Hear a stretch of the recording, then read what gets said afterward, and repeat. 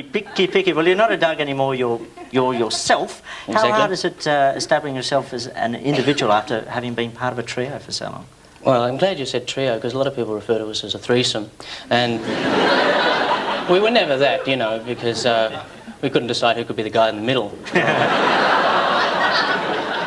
But no, it's been fun. Yeah? It's been fun. I had a 6-month sabbatical, didn't do anything. And I've just come out of retirement again after that, lying on the beach and so on, had a beautiful time and done a few things so far. Did some cartoons for a thing called Starbait, and I've rewrote Tanya Lacey's show for Edinburgh, working with a boy called Paul Capsis, doing some music and things like that. Did she want you to rewrite a show, or did you just barge in and do it? I don't think she wanted me to rewrite it at the time, but after she saw the wonderful work I did, she was very happy. Yeah. I wrote a poem recently for Greenpeace about the Chirac thing, and how does that go? That's a bit embarrassing actually. The friends were very upset because I faxed Chirac with that, and faxed him.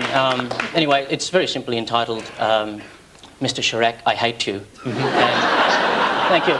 And so it goes, it's not just that you're ugly, but you rate high on the scale. But unlike other basic primates, you've de-evolved into the male, whose witless, tactless body now teeters here before me with a French actor's lisp, a palate that's half cleft, waving your wipe-your-ass degree in third-rate bigotry with a master's in speaking through your famous anus. You must love the taste of turds. You're always swallowing your own words. You're a feeble, fickle, flatulent toe rag.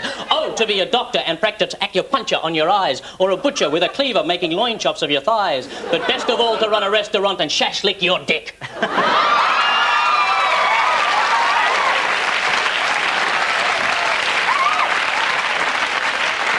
But you wouldn't even make an entree, because you're just a little prick. That's it.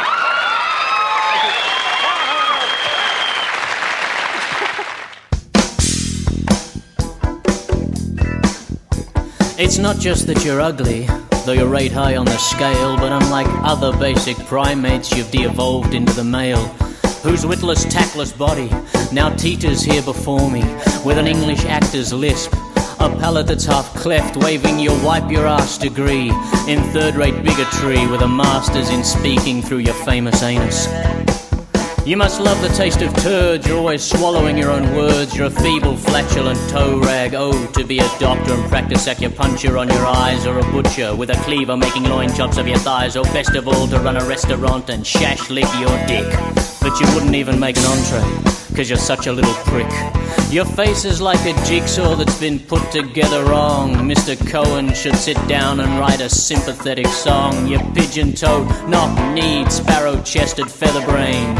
In conversation for hours you keep people entertained, but usually when you're not around to hear it, your life is just as dismal as a Free Church Sunday missal. From the preface to the back, it's filled with utter crap, and I believe I have a right to speak my mind and to react. People are terrified that you may reproduce. You're the only reason I'd ever argue for abortion. You've passed the use-by date and you'll probably never mate, but I'd like to make just one small precaution. Just to hedge my bets, I'd like to whip you around the vets. A quick snip and tuck, you'd never feel the urge to fuck. Your nether parts would be as lame as that dead lump of phlegm you call a brain. In a way, you and Nancy Reagan are the same.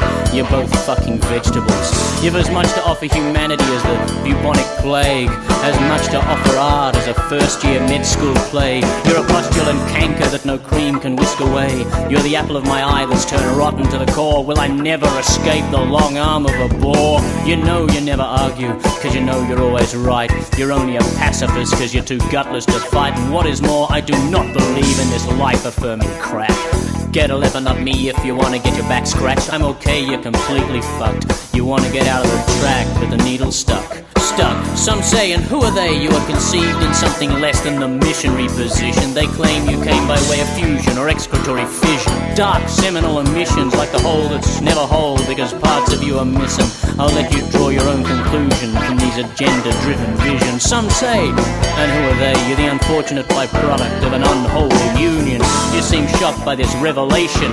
I think that you should sue them, whoever they may be. I'm disgusted by the suggestion, thus I dispute it. Yet you You do nothing to refute it. They say, and who are they? They are trustworthy intellectuals whose sole purpose is the pursuit of truth. They claim a visceral combination of wastage bile and protoplasmic slops was left to brew overnight in a bucket with some drops of blood, a thick and potent sludge from the troubled genetic blueprint of a crazed, psychotic and moronic bug, a junkie, a lowlife, a vile yet all too human bug. And each cycle Mother Nature tried to flush you out, but you hung on to life like a loser holds a louse, and you develop like a cancer growing exponential in a womb, a belly full of lice, a stench in an airless room. All her inadequate proportions, all her potions, all her poisons could not rid her of the grotesque fetal sack, the monster in her box, the monkey in her slacks. Then you fermented with fetal scrapings from the morgue, the dismembered remains of those unclaimed, the children of the lost, the lonely, the offspring of the bored. This vile concoction bubbled and boiled while virgin bedsheets still unsoiled lay gentle, unsuspecting, and in that brief elusive gap, feeding off the vulgar sap, this crass thing unrelenting within minutes took its form. An hour later you were born. It was a cosmic error of comic book proportions, but of course you'd like the taste of excrement and waste.